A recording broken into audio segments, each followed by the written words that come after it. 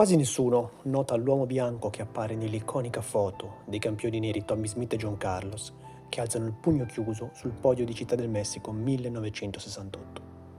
A prima vista quel bianco sembra quasi un intruso. Invece non lo fu, anzi, Peter Norman è il protagonista più dimenticato di quella notte di protesta. Tutto accade nel tunnel che conduce verso il prato e verso la premiazione di 200 metri. Peter Norman ha appena vinto una medaglia d'argento a sorpresa, correndo la gara della vita, secondo solo l'americano Tommy Smith, che ha vinto con il record del mondo di 19,83.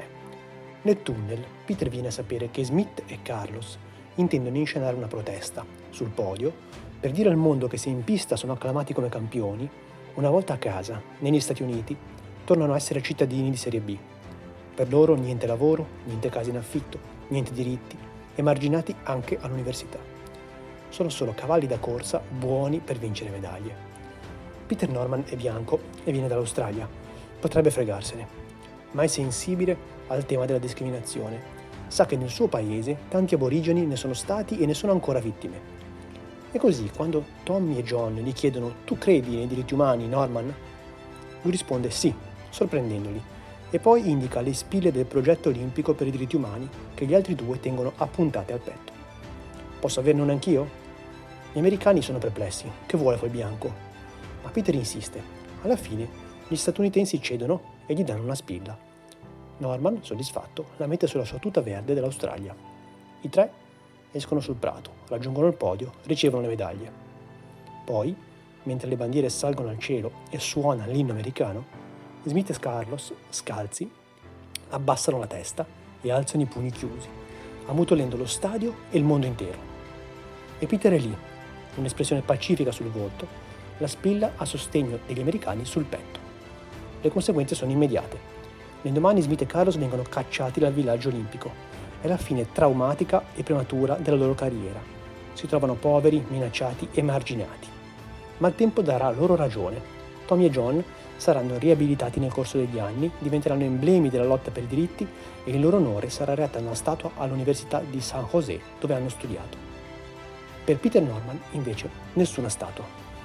In Australia, molti, anche fra i giornalisti, lo criticano per la spilla, lo bollano come una testa calda che ha sostenuto due ribelli e che ha imbarazzato il suo paese davanti al mondo. Inizia la sua progressiva emarginazione e 4 anni dopo, benché sia il miglior velocista australiano in attività, Norman viene escluso dai Giochi Olimpici di Monaco 1972. Il pretesto è che non ha realizzato i tempi di qualificazione nei trials, dove però era infortunato. Poco importa che li avesse fatti prima in tante altre gare. Per altre discipline si fanno eccezioni, per Peter Norman no. Se avessero preso un velocista, avrebbero dovuto prendere me, ma piuttosto hanno preferito non prendere nessuno, racconterà. La delusione è così grande che l'indomani Peter si ritira dall'agonismo. Negli anni successivi l'atletica lo ignora e gli è impossibile trovare un lavoro in campo sportivo. Fa l'insegnante di ginnastica, ma non ottiene mai un posto fisso. Lavora saltuariamente in macelleria, recita come attore di teatro. Un infortunio alla gamba mal curato gli causa una cancrena con gravissimi dolori e il rischio di amputazioni. Smette di correre del tutto, diventa dipendente dagli antidolorifici, cade in depressione e beve troppo.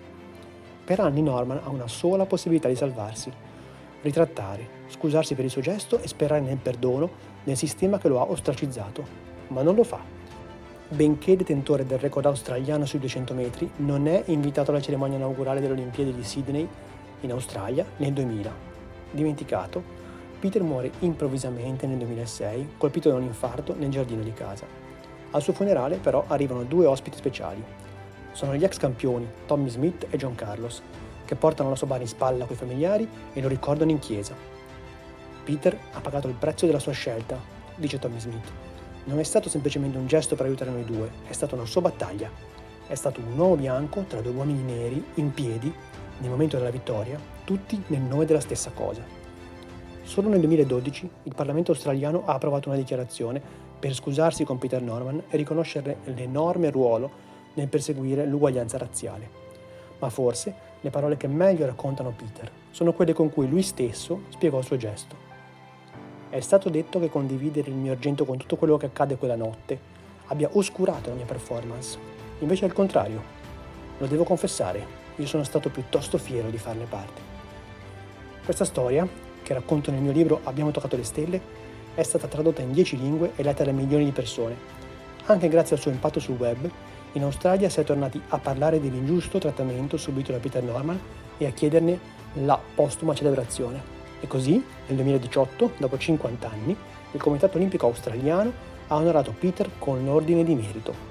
Quindi, nel 2022, Norman è stato inserito nella Hall of Fame dello sport australiano.